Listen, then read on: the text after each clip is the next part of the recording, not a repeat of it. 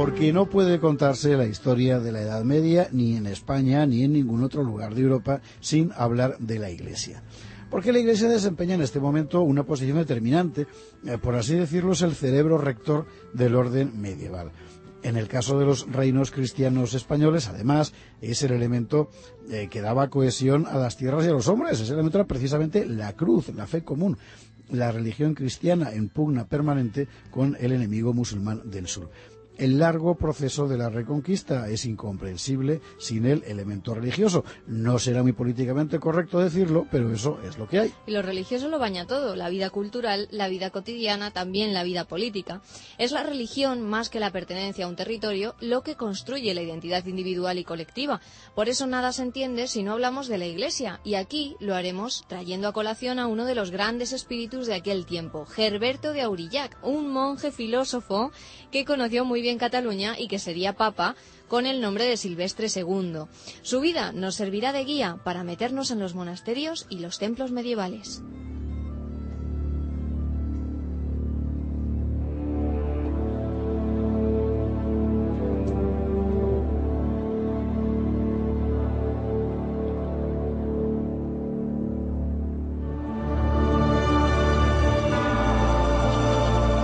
A empezar situando al personaje Gerberto de Aurillac, para los franceses Gerbert d'Aurillac. Bien, este caballero había nacido en Auvernia, en el sur de Francia, en el año 940, es decir, que era un contemporáneo estricto de Almanzor, de Borrell II y del conde García Fernández, al que todos nuestros oyentes conocen sobradamente. Dice la leyenda que este Gerberto, siendo un niño campesino, que tenía unos 12 años, de repente se cruzó con un grupo de monjes benedictinos del monasterio local. El pequeño Gerberto estaba entregado a una minuciosa tarea: tallar una rama para construirse con ella un tubo y poder mirar las estrellas. Bueno, los monjes, impresionados por la inteligencia del muchacho, solicitaron llevarlo consigo al monasterio. Esta historia puede ser verdad o no, porque toda la vida de Gerberto está llena de leyendas. Pero lo que sí que es verdad es que el chaval, porque era todavía un chiquitín, acabó estudiando con los benedictinos. De la Orden de San Benito se ha dicho que eran los cazatalentos de la época. Bueno, de hecho, son los benedictinos quienes construyen la cultura europea medieval, y con ellos se formará Gerberto. La temporada pasada, al hablar del papel de la Iglesia, recordábamos cuál era la imagen que el mundo medieval tenía de sí mismo: una comunidad formada por 3 estamentos integrados. 3 estamentos que eran los oratores, las gentes del espíritu, los vellatores, las gentes de la guerra, y los laboratores, las gentes del trabajo. Es una división estamental que conecta directamente con las 3 funciones del mundo antiguo: la realeza sagrada y sacerdotal, la nobleza guerrera y el mundo de la producción agraria, respectivamente, y que encaja con la descripción socrática y platónica de la república como un cuerpo orgánico con cabeza. La razón sería en ese caso la inteligencia, la justicia; pecho, el valor, el coraje guerrero; y vientre, la producción y la reproducción. Era inimaginable que en una sociedad faltara alguno de esos miembros. Si no hubiera cabeza, o pecho, o vientre, el resultado sería un monstruo. En la Europa de este periodo, en torno al año 1000, el papel de la Iglesia es determinante. La Iglesia es la que ha provisto al orden de un discurso, de un sentido, de una justificación. En España, nuestros reinos y condados son ante todo reinos y condados cristianos. Lo que justifica su existencia es su subordinación espiritual a la fe, materializada en la sede romana del papado y en los clérigos que por doquier pueblan templos y monasterios. Son ellos quienes conocen del bien y del mal, quienes guardan el misterio del Dios hecho hombre, y quienes custodian la razón de ser del orden colectivo. Son también ellos quienes almacenan y distribuyen el conocimiento. Además, con frecuencia vamos a ver a los clérigos aportando al reino su consejo o el testimonio de su firma en los documentos oficiales, de manera que la Iglesia es la sede del saber. Y por eso las mejores inteligencias de la época abrazarán con frecuencia la vida religiosa como una consecuencia natural de su talento.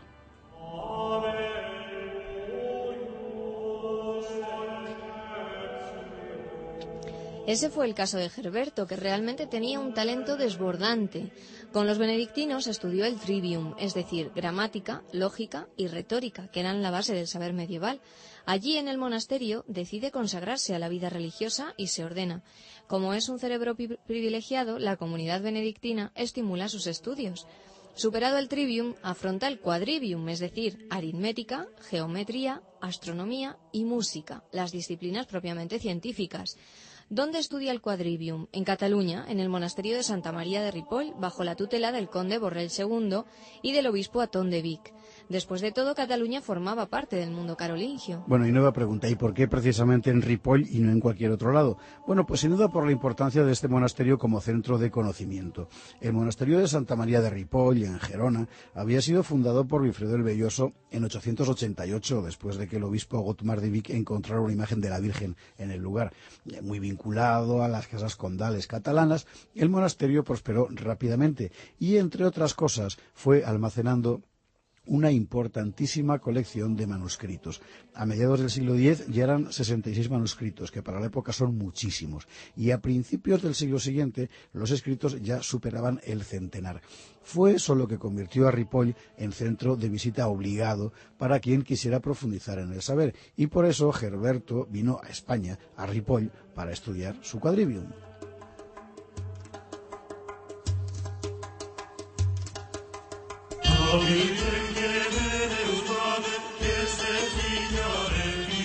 Dicen que Gerberto, en su estancia catalana, aprovechó para entablar contacto con los sabios de Córdoba y Sevilla. Es muy posible porque en aquel momento los condados catalanes estaban en paz con el Islam. Todavía no había aparecido un Almanzor que quemara la biblioteca de Alaquén II y el califa de Córdoba, como aquí hemos visto. Era un tipo ilustrado que le gustaba de recibir los conocimientos que venían de Persia y de la India, del otro confín del mundo musulmán. Pero por otro lado no hay ni un solo testimonio que acredite tales encuentros entre Gerberto y los sabios de Córdoba. Ripoll era un centro de conocimiento con valor propio, independientemente de que hubiera o no tales contactos.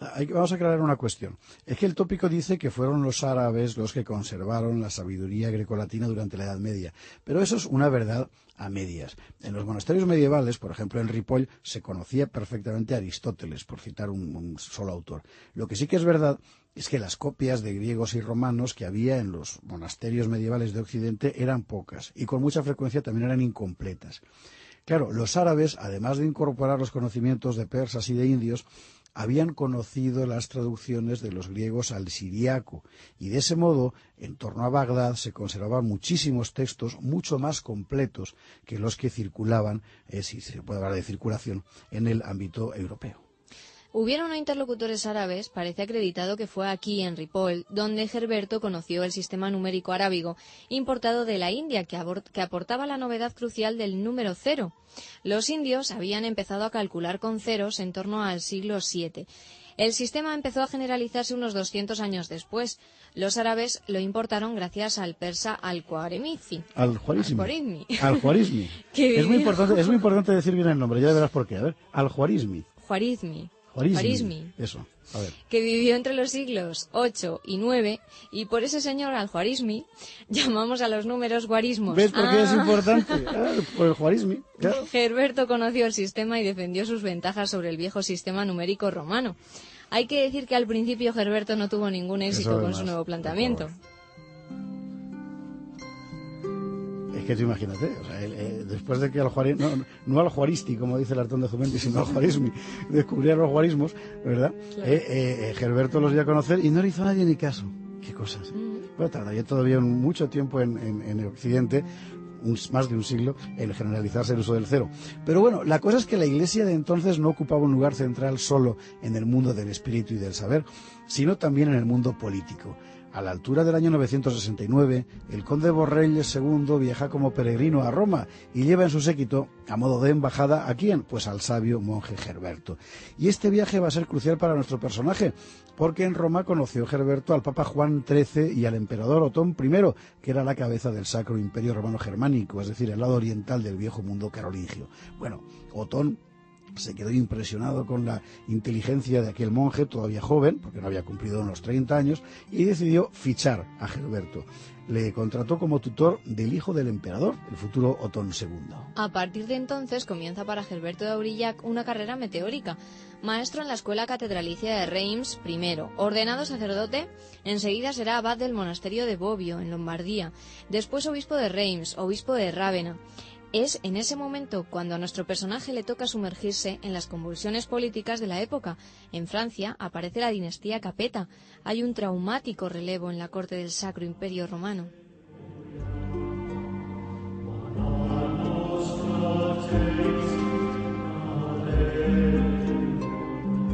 Así nuestro Gerberto va a vivir en primera persona la otra dimensión de la Iglesia medieval, no solo la espiritual y la intelectual, sino también la política. Y la experiencia de nuestro personaje nos permitirá entender mejor la relevancia política de la Iglesia en aquel tiempo. Pero esto ya lo veremos mañana.